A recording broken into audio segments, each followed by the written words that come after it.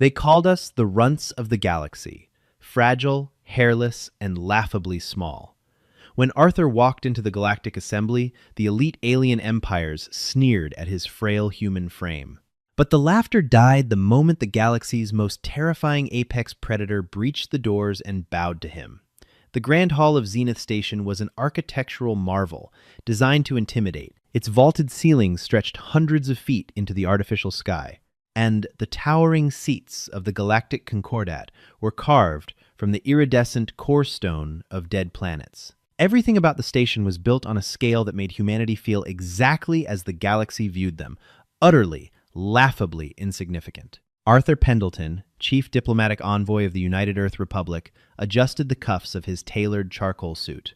At 5'6", Arthur was short even by human standards. In the Grand Hall, surrounded by species that averaged 8 to 10 feet in height, he looked like a child who had wandered into a boardroom of titans. Beside him stood his aide, Clara Hughes, her jaw clenched tight enough to crack a tooth. "They're doing it again, sir," Clara muttered, her eyes fixed on the central podium. "The audio feeds. They've intentionally lowered our microphone gain by 20%. They want you to have to shout."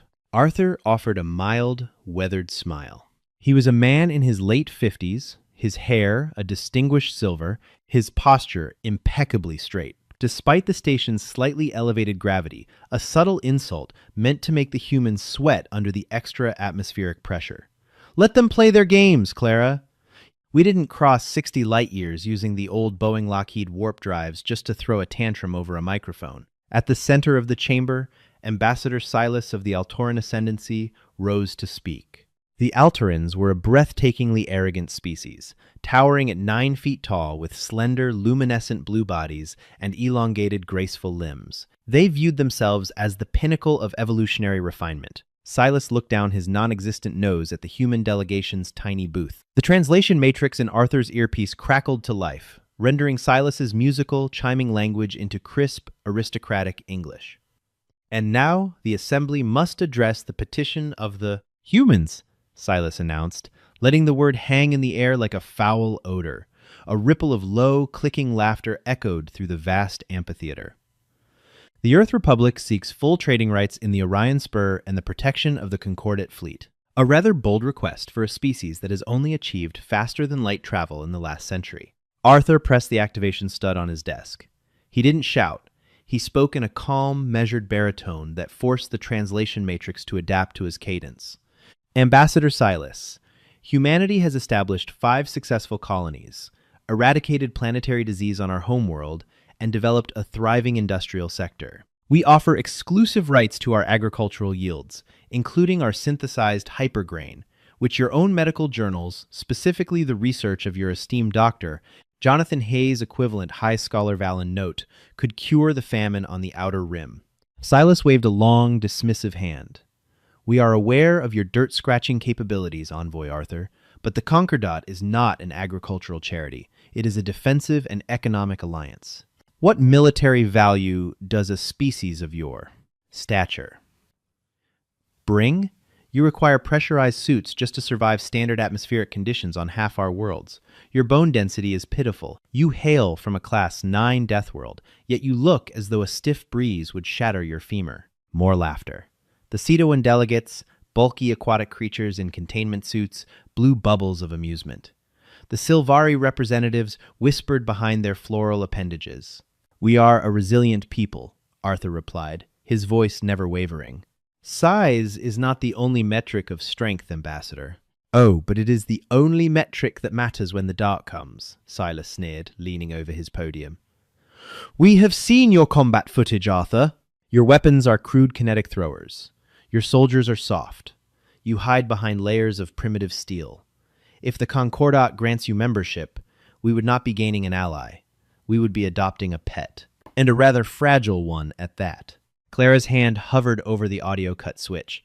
"Arthur, give me the word and I'll remind him that our crude kinetic throwers blew a hole through a rogue asteroid last month." "Stand down, Clara," Arthur murmured privately. "Anger proves his point. We wait." "You ask for a seat at the table of gods, little human," Silas continued, playing to the crowd. "But look at you. You are a biological anomaly, a mistake of evolution. The galaxy is a dangerous place, filled with apex predators that would snap your spine for sport. You do not belong here among the elite. You belong back in your mud huts, hiding from the shadows." Arthur did not flinch. He remembered the long, bloody history of his species. He remembered the wars, the plagues, the freezing ice ages, and the burning deserts. Humanity had clawed its way to the stars with broken fingernails and a stubborn refusal to die. They did not need the permission of a glowing, oversized glow stick to exist. "Ambassador Silas," Arthur said, his voice dropping an octave, ringing out clearly across the suddenly quiet hall. "Do not confuse our preference for diplomacy with a lack of capability. We are small, yes, but we are dense. And we have a very, very long memory." Silas barked a harsh, musical laugh. "Threats from a creature barely taller than my knee. How charming. The assembly will now vote on the dismissal of the human petition." Silas never finished his sentence. The interruption began not with a sound, but with a vibration. A deep, rhythmic thud echoed through the floorboards of Zenith Station. The grand crystal chandeliers hanging from the vaulted ceiling began to sway, chiming frantically against one another. "What is the meaning of this?" Silas demanded, looking toward the heavy adamantium-laced blast doors at the far end of the hall. "Security! I ordered this session sealed!" The heavy doors groaned. Then they bulged inward. Clara gasped, stepping closer to Arthur. "Sir, those doors are rated to withstand a direct orbital strike." "I know," Arthur said quietly, his eyes narrowed. With a sound like a screaming banshee, the massive metal doors were violently torn from their hinges.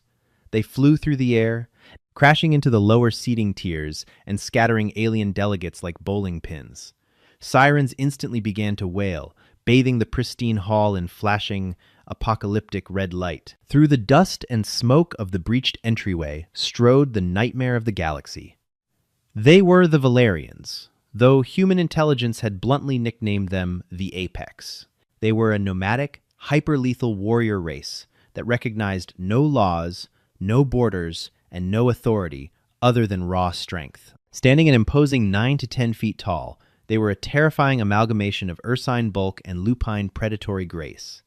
Coarse, midnight black fur covered their heavily muscled bodies, and their jaws were lined with serrated teeth capable of biting through reinforced hull plating. They wore scarred, asymmetrical armor forged from scavenged starships. The Galactic Concordat didn't fight the Valerians. They paid them tribute to stay away. A squad of Concordat security guards, Aegis-class elites armed with plasma rifles, rushed the breach. They opened fire, the superheated blue bolts splashing harmlessly against the Valerians' kinetic shielding. The leading Valerian didn't even slow down. With a casual, almost lazy swipe of a massive clawed hand, he sent 3 armored guards flying across the room, their armor crumpling like tin foil. Panic erupted. The elite, arrogant diplomats of the galaxy completely lost their composure. The Satoans flailed in their water tanks. The Silvari tried to burrow into the floor. Ambassador Silas shrank behind his podium, his luminescent blue skin turning a pale, terrified white. "Guards! Protect the delegates! Activate the defense grids!" He shrieked, all of his previous haughtiness evaporating in the face of genuine, visceral terror.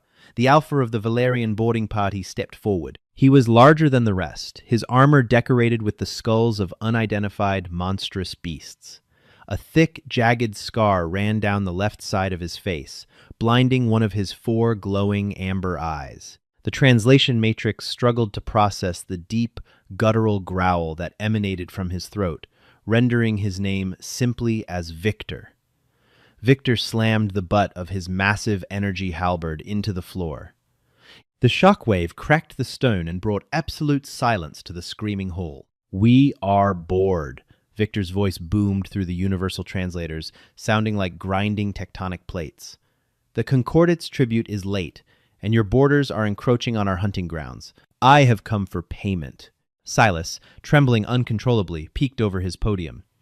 "We have credits! We have refined element 0. We can transfer it immediately, Warlord Victor. Please, there is no need for violence." Victor let out a terrifying, huffing laugh. He slowly paced down the central aisle, his massive weight shaking the floor with every step.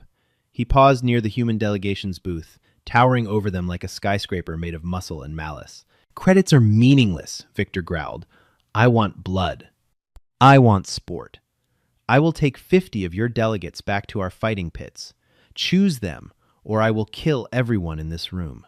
Silas's eyes darted around the room in absolute panic. Then his gaze landed on Arthur Pendleton. A pathetic, desperate light ignited in the Altoran's eyes. "Take the humans!" Silas screamed, pointing a trembling, elongated finger at Arthur and Clara. "Take them! They are new! They are not protected by the Concordat treaties yet. They are a weak, insignificant species. From a dirt world, take their entire delegation. Just spare the assembly."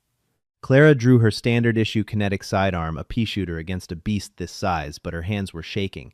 "You cowardly son of a—" she hissed at Silas. Arthur placed a gentle hand over Clara's weapon, lowering it. He did not look at Silas. He did not run. Slowly, deliberately, Arthur stepped out from behind the reinforced desk of his booth. He walked out into the open aisle, directly into the path of the towering Valerian warlord. The entire hall held its breath. The alien delegates watched in morbid fascination, fully expecting the massive apex predator to simply step on the tiny human and crush him into paste. Silas covered his eyes. Victor turned his massive, scarred head. He looked down at the tiny, silver-haired man in the charcoal suit. The Alpha leaned in close, his massive jaws parting, hot breath washing over Arthur, carrying the metallic scent of ozone and blood. Arthur looked up into the terrifying amber eyes of the beast. He didn't blink. He simply tilted his head and offered a small, familiar smile. "You're making a mess of my diplomatic summit, Victor," Arthur said, his voice conversational, completely devoid of fear. The great beast froze. The terrifying guttural growls emanating from his chest suddenly hitched. Victor leaned closer, his massive nostrils flaring as he took in Arthur's scent. Then the impossible happened. The warlord dropped his energy halberd. The heavy weapon clattered loudly against the stone floor.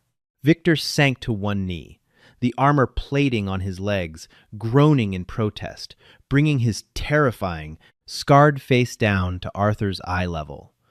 To the absolute horror and bewilderment of the entire galactic assembly, the bloodthirsty apex predator bowed his massive head.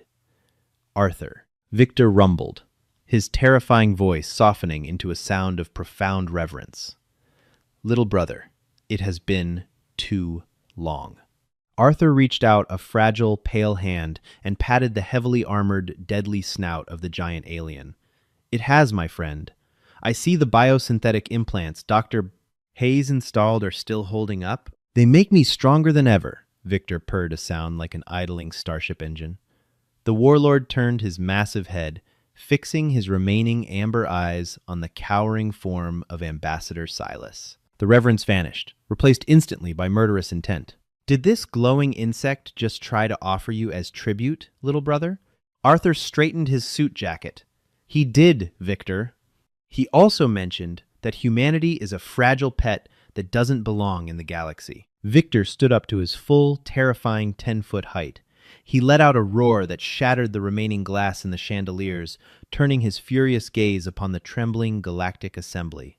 "Then the galaxy is about to learn a very painful lesson," the warlord snarled. The silence following Warlord Victor's roar was absolute, heavy enough to crush bone. Ambassador Silas collapsed backward against his podium, his luminescent blue skin flickering erratically like a dying neon sign.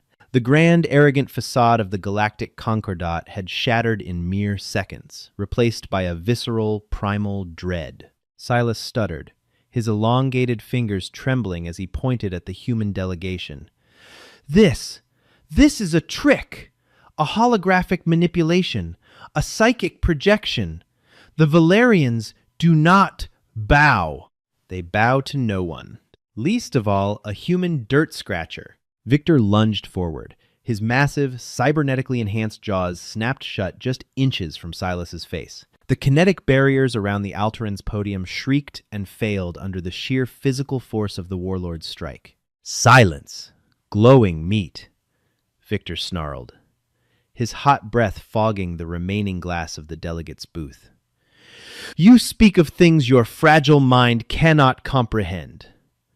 You measure strength by the height of your spine, but you have no spine at all. Arthur stepped forward calmly, placing a steadying hand on the beast's heavily armored forearm.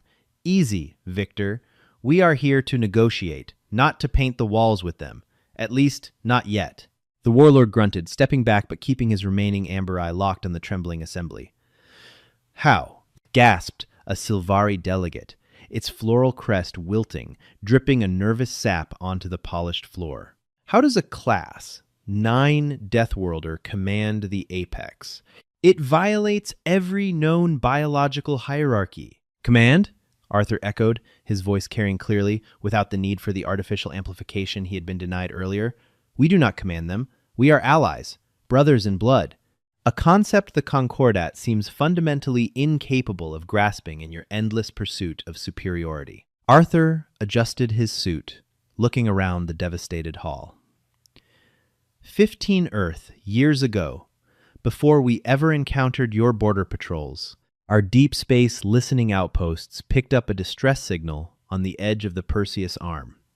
It was a chaotic, encrypted transmission. Not a call for help, but a warning to stay away.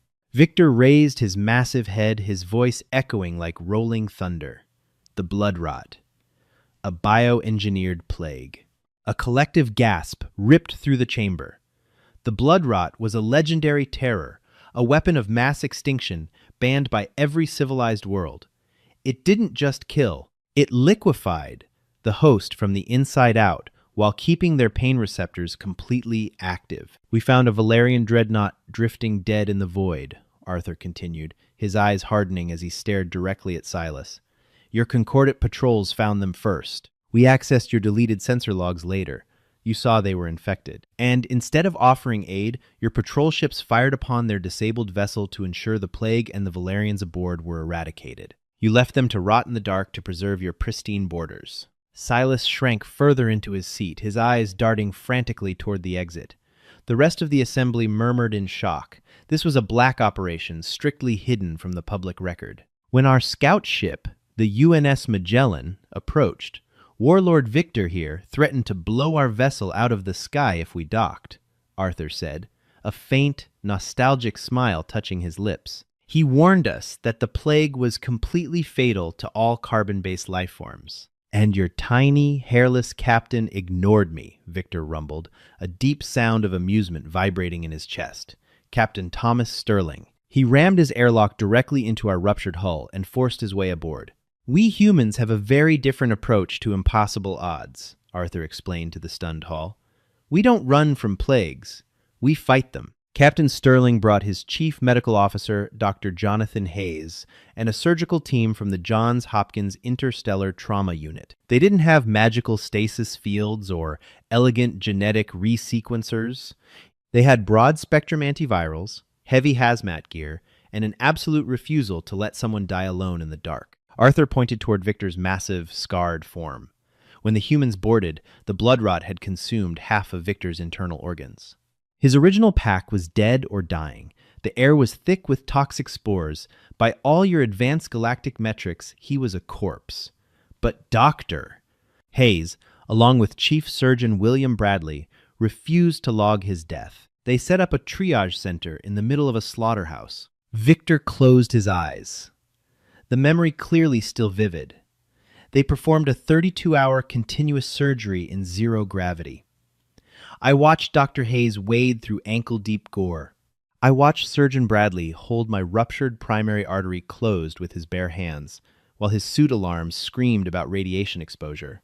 They amputated the necrotizing tissue and replaced the warlord's failing biology with human-engineered cybernetics, Arthur said, his voice ringing with pride. Titanium bone weaves, synthetic blood pumps, heavy, brutal, industrial machinery. They worked until their hands bled inside their gloves, fueled by chemical stimulants and sheer, stubborn willpower. They gave me a second heart, Victor declared proudly, slamming a massive, clawed fist against his armored chest. producing a deafening metallic clang that made the front row of delegates flinch. A human heart of iron and atomic fire. My blood is now half Earth machine. When the Concordat offered us death from the barrels of their cowardly guns, the tiny humans gave us life. They shared their water, their steel, and their blood. We swore the oath of the Iron Pack. An attack on Earth is an attack on the Valerians. Their enemies are our prey. The reality of the situation crashed over the Galactic Assembly like an icy tidal wave. They hadn't just insulted a weak, insignificant species.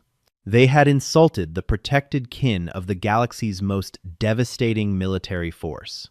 And worse, they realized that humanity possessed a psychological resilience that defied logic. Silas, realizing his political career and likely his life was over, made a fatal miscalculation. Panic overriding logic. His hand slammed down on a hidden emergency terminal beneath his desk. "Treason!" Silas shrieked, his voice cracking hysterically. "The humans are colluding with terrorists! Protocol Omega! Activate the automated defense grid. Purge the hall." Red emergency lights strobed violently, plunging the grand hall into a harsh, crimson nightmare. The floor grumbled as hidden hatches hissed open across the amphitheater. From the depths of Zenith Station emerged the Praetorian drones, 9 foot tall, heavily armored synthetic killbots armed with thermal disintegrators. There were dozens of them, locking their targeting lasers directly onto the Valerian boarding party and the human delegates. "Ambassador Silas!" screamed one of the Setoan delegates, thrashing in its containment tank as the water boiled slightly from the ambient heat of the weapons. "You'll kill us all! Disengage!" "It is a necessary sacrifice to eliminate the apex threat," Silas yelled, retreating behind a deployable energy shield that sprang from his podium. "The drones will not stop until the humans and their beasts are vaporized. They cannot be reasoned with." Victor bared his serrated teeth, hoisting his heavy energy halberd. Finally, a real fight. "Hold, Victor," Arthur commanded sharply. The warlord paused, glancing down at the tiny human. Arthur hadn't drawn a weapon. He hadn't even flinched. He simply turned his head toward his silent, unassuming aide. Clara Hughes cracked her neck, a terrifyingly calm smile spreading across her face. She reached into her tailored suit jacket, bypassed her kinetic sidearm, and pulled out a matte black, rectangular device that looked entirely out of place in the sleek, holographic world of the Concordat. Protocol Omega relies on a decentralized subspace quantum network, doesn't it? Clara asked aloud, typing furiously on the device's physical keyboard. Beautiful architecture, truly. Almost zero latency. But it's incredibly rigid. You aliens rely so much on elegant, flawless code that you completely forgot how to defend against a dirty, brute force street brawl. "What is she doing?"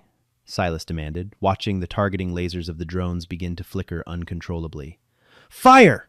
I command you to fire!" "My name isn't just Clara Hughes," she said, not looking up from her screen, her fingers flying across the keys in a blur. "It's Captain Clara Hughes, United Earth Cyber Warfare Division. And while you were busy lowering our microphone volume, Silas, I was busy injecting a highly aggressive, self-replicating polymorphic human algorithm into your station's mainframe. An old Earth relic we call the Cerberus worm." Clara hit the enter key with a resounding clack. It didn't outsmart the quantum computers. It flooded them with millions of lines of garbage data, causing a systemic panic and forcing an emergency reboot into safe mode.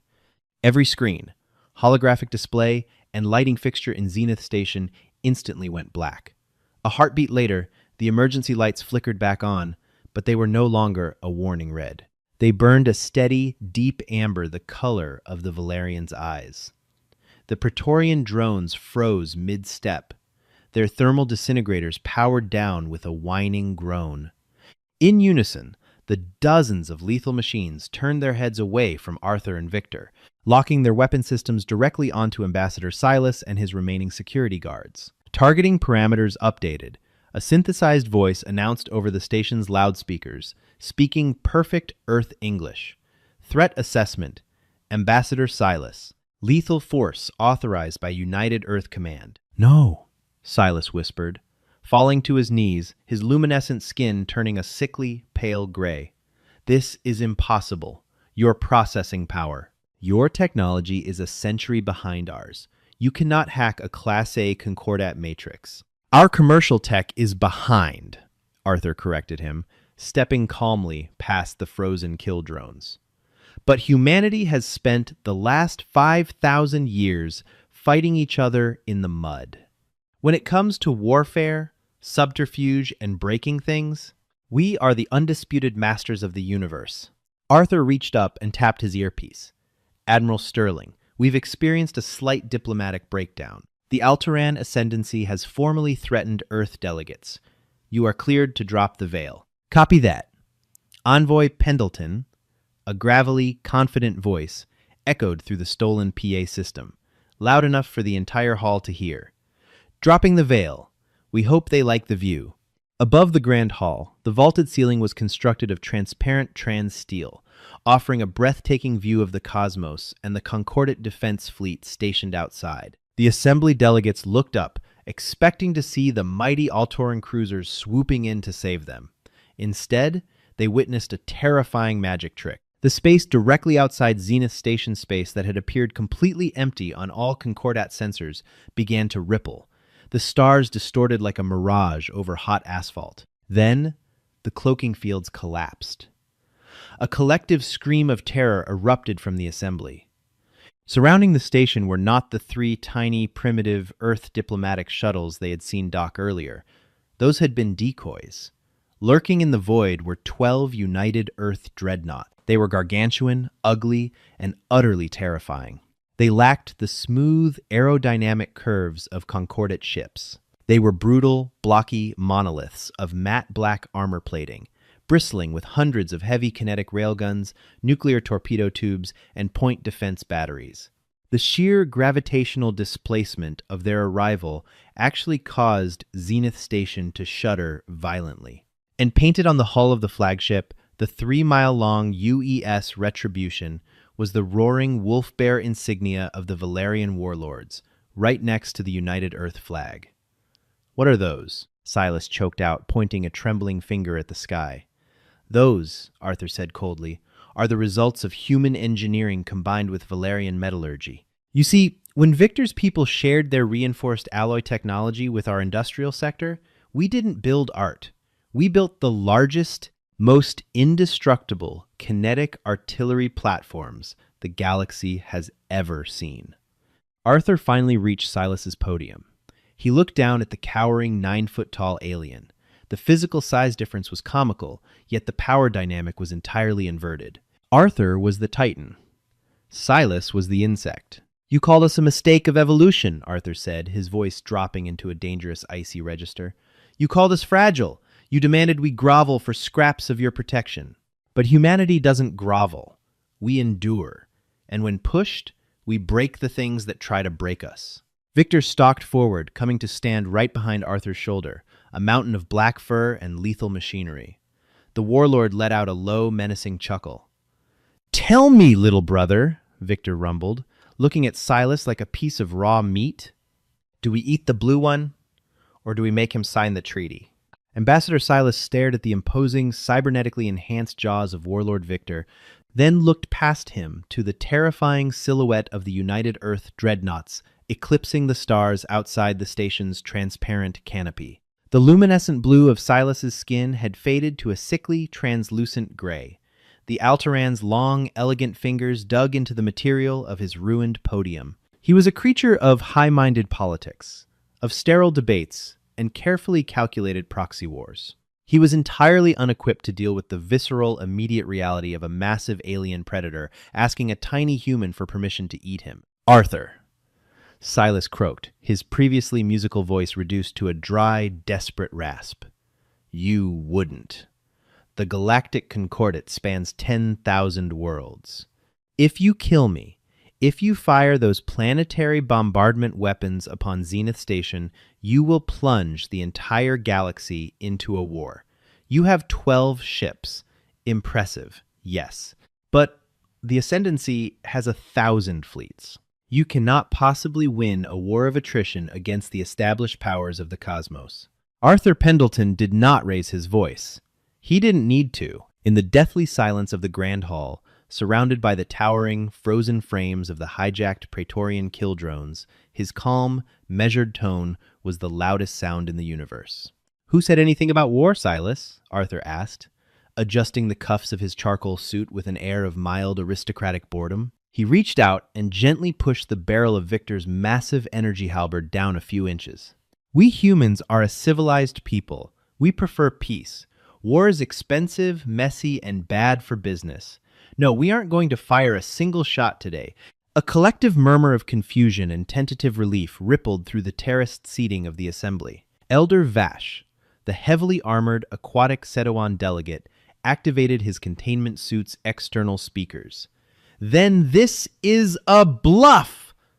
Vash burbled, a mixture of water and translation static hissing through the hall. "You hold a knife to our throats to extract a favorable treaty, but you lack the economic foundation to survive a Concordat embargo. If we shut down the hyperlanes, your little Earth Republic will wither and starve in the dark within a decade. You cannot bully the galaxy into submission, tiny human." Arthur chuckled. It was a warm, almost grandfatherly sound, which made it infinitely more terrifying given the circumstances. "Vash, my aquatic friend, you speak of economics as if humanity hasn't spent the last 5 centuries perfecting the art of the hostile takeover," Arthur said, turning away from Silas to address the wider hall. He gestured casually to his aide. "Captain Hughes, would you be so kind as to illuminate our friends?" Clara Hughes smirked. She tapped a sequence into her overridden command deck. The giant holographic projector at the center of the room, previously used to display the Concordat's shining insignia, flared back to life. Instead of a logo, it displayed a dizzyingly complex web of corporate ownership structures, logistical manifests, and banking ledgers. "Let's talk about the Orion Logistical Exchange," Clara announced, her voice echoing off the vaulted ceilings. "It's the primary agricultural and raw materials provider for 70% of the Concordat's core worlds, including the Alteran Ascendancy. For the last 40 years, it has been run by a highly secretive, neutral zone syndicate known to you as the Sirius Consortium." Silas blinked, his wide eyes scanning the data. "What does the consortium have to do with this? They are a deeply respected entity." "They are an Earthshell corporation," Arthur stated bluntly, dropping the bombshell with the casual grace of a man remarking on the weather. The Grand Hall descended into absolute, stunned paralysis. "That is impossible," Minister Yule of the Silvari gasped, her floral appendages wilting in shock. "The consortium dictates the price of our planetary fertilizers. They own the transport fleets that supply our outer colonies. And they are entirely owned and operated by the United Earth Trade Coalition," Arthur continued smoothly. "Specifically, orchestrated by a brilliant human named Director Angela Perez, alongside our Chief Financial Officer, Michael Sterling. While you were busy restricting our access to your precious inner circles, labeling us as fragile deathworlders, Director Perez was quietly buying up your galaxy's supply chains. Those independent merchant fleets that kept your rim worlds from starving during the Great Blight 12 years ago? Human ships, carrying Earth-synthesized grain, flown by human pilots under fabricated alien flags." Victor the Valerian warlord let out a deep, rumbling laugh that vibrated through the floorboards. "And we provided the escorts," the giant beast purred. "Those Concordat pirate factions you kept failing to suppress didn't stand a chance against Valerian boarding parties. You paid us heavy tribute to stay away from your core worlds, and we used your own credits to fund Earth's deep space shipyards. You bought the very guns currently aimed at your heads, Silas. You own our food supply," Silas whispered, the full gravity of the situation crushing him like a physical weight. "You own the logistics. You own the debt of the Outer Rim. We even own the debt on Zenith Station," Clara chimed in cheerfully, bringing up a separate ledger signed by a human named CEO Robert Harrison of the Harrison Finch Banking Group. "If we call in our loans tomorrow, the Galactic Concordat defaults. Your economies will collapse in a matter of days, your people will riot, your governments will fall, and you won't be able to afford the fuel to fly those 1,000 fleets you just threatened us with." Arthur stepped back up to Silas's podium. The human was microscopic compared to the Alteran, but in that moment Arthur cast a shadow that swallowed the entire hall. "We didn't come here today to beg for a seat at your table, Ambassador Silas," Arthur said, his voice dropping into a register of cold, unyielding iron. "We came to inform you that we have bought the table. We own the chairs.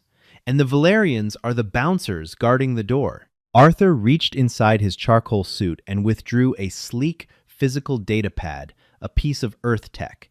He placed it gently on the cracked surface of Silas's podium. "This is the new treaty," Arthur explained. "It grants the United Earth Republic and our Valerian allies full, unrestricted veto power on the Concordat Security Council. It eliminates all tariffs on human-produced goods, and it legally recognizes the Orion Spur as sovereign human Valerian territory. You will sign it, Silas. And then the rest of the assembly will ratify it." Silas stared at the datapad as if it were a venomous serpent. "And if I refuse? If we choose to fight you?" Arthur didn't answer. He simply looked up at Victor. The apex predator stepped forward, the heavy titanium plating of his cybernetic leg grinding against the stone. Victor leaned down, his massive, scarred snout mere inches from Silas's face. He opened his jaws, revealing rows of serrated, blood-stained teeth, and let out a low, terrifying hiss. "If you refuse," Victor rumbled, his synthetic iron heart beating so loudly it could be heard across the room, "I will bite your head off, chew it in front of your delegation, and then Arthur will crash your economy. The choice is yours, little blue meat." Trembling so violently he could barely hold the stylus, Ambassador Silas reached out. He didn't look at his fellow delegates. He didn't look up at the massive dreadnoughts hovering above the glass ceiling. With a defeated, broken sob, Silas signed his biometric signature onto the human data pad. One by one, the other delegates followed suit. They queued up in dead silence, walking past the frozen Praetorian kildrones, past the towering, heavily armed Valerians, and bowed their heads to the tiny human in the charcoal suit. When the final signature was collected, Arthur tucked the datapad back into his jacket. He turned to Victor, offering that same mild, weathered smile. "Thank you, Victor. Your timing, as always, was impeccable." The giant warlord bowed his head once more, a gesture of profound, unbreakable respect. "Anything for you, little brother. Shall we return to your ship?" "Doctor, Hayes promised me a barrel of your Earth whiskey if this went well." "He did indeed," Arthur laughed, turning his back on the broken galactic assembly. "Captain Hughes, release their network. Let them keep the lights on." "Releasing network, sir," Clara said, pocketing her device. The three of them, the aging diplomat, the brilliant cyber warfare specialist, and the galaxy's most terrifying apex predator, walked side by side down the grand aisle of Zenith Station. No one spoke. No one moved to stop them. The elite of the cosmos could only watch in terrified awe as the runts of the galaxy walked out the door, having conquered the stars without firing a single shot. If this story of humanity's ultimate triumph and their unbreakable bond with the galaxy's apex predator left you breathless, then it's time to join our ranks. Smash that like button, share this epic HFY sci-fi drama with your friends, and subscribe to the channel for more incredible tales from the cosmos. Don't forget to ring the notification bell so you never miss an adventure. See you next time.